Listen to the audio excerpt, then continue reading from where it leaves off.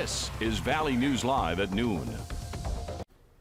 Good afternoon, I'm Anna Johnson. It's a new week and a new First Alert Weather Day. So let's go right over to meteorologist Lisa Green for our forecast. Yes, we're about to end the month of January here, and it's going to feel very much like January as we go into February as well. Here's a look at our temperatures right now. We're at 17 degrees in Fargo.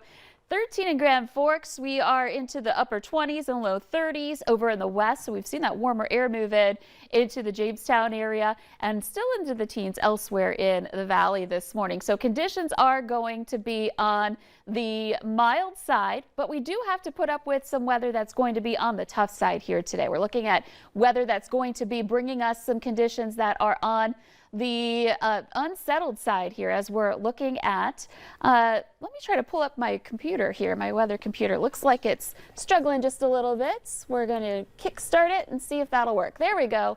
Looking at a First Alert Weather Day again here for your Monday and into your Tuesday.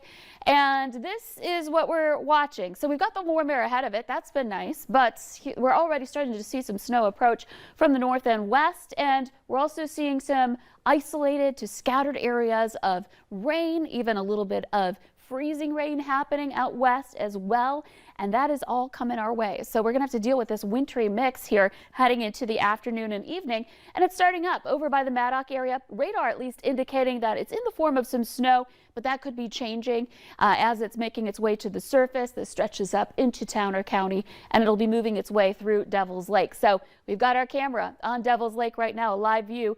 Looks just a bit gray at this point in time. So Fargo at 17 degrees again. We've got some milder temperatures heading into the afternoon. Wind is out of the south, and at times we've had some gusts getting closer to 20 miles per hour, but overall conditions are going to be even windier as we head into the forecast here. So we're looking at tonight and into your day on Tuesday morning. Look at these winds, our gusts. We'll start to see them go up overnight.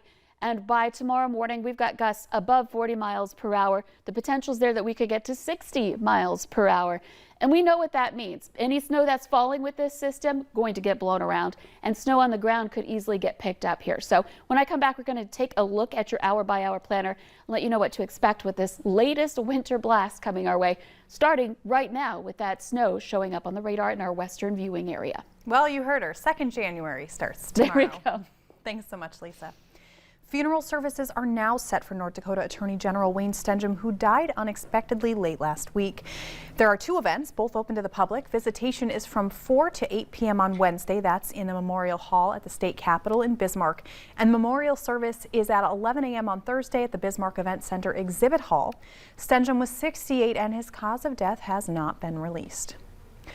Mushers and teams in the longest dog sled race in the continuous United States have hit the trail. The 300-mile John Bear Grease Sled Dog Marathon kicked off yesterday in Duluth.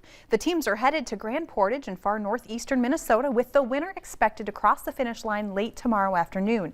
This year's race marked the return of spectators along the trail. They weren't allowed last year because of the coronavirus pandemic.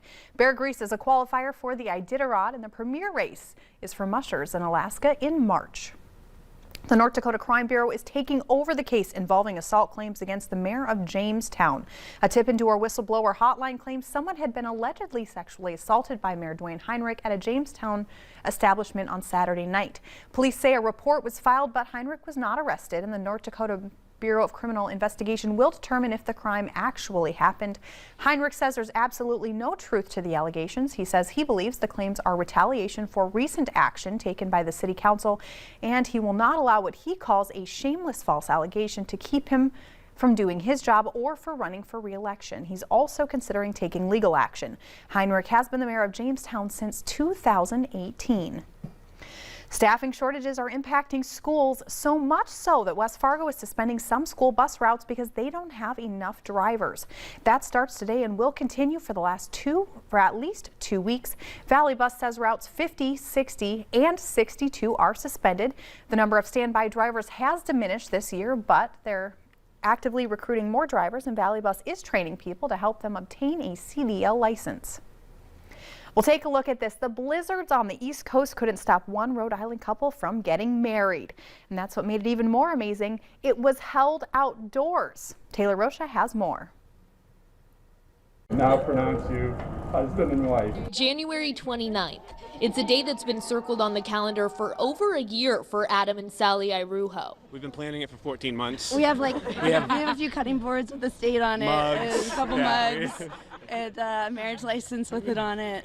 When news of a potentially historic blizzard hitting the Northeast put their special date in jeopardy, the couple said, "It's no problem." We thought it was going to be really hard, and then it all came together. Like the Providence Public Library worked with us so well. All our vendors somehow were available the next day, and I think it was just meant to be. Surrounded by frozen friends and family. I now present to you Mr. and Mrs. Sally and Adam Irujo.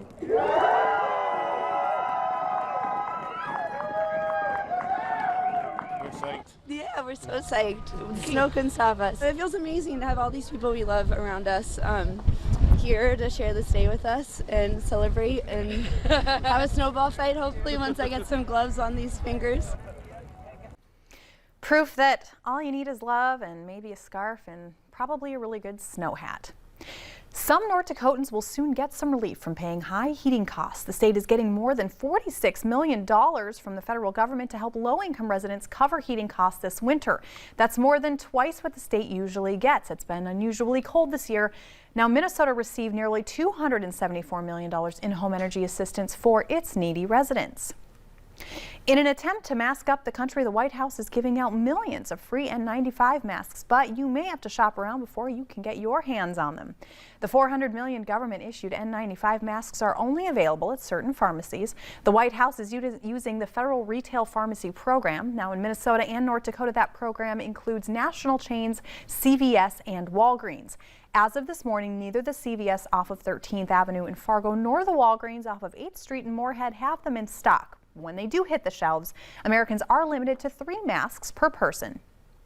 Last week, Governor Walz announced his own effort to mask up Minnesotans, planning to distribute more than 2 million KN95 masks to the local public health agencies, schools, and community groups. Coming up next, the weather to plan your day with meteorologist Lisa Green. Stay with us.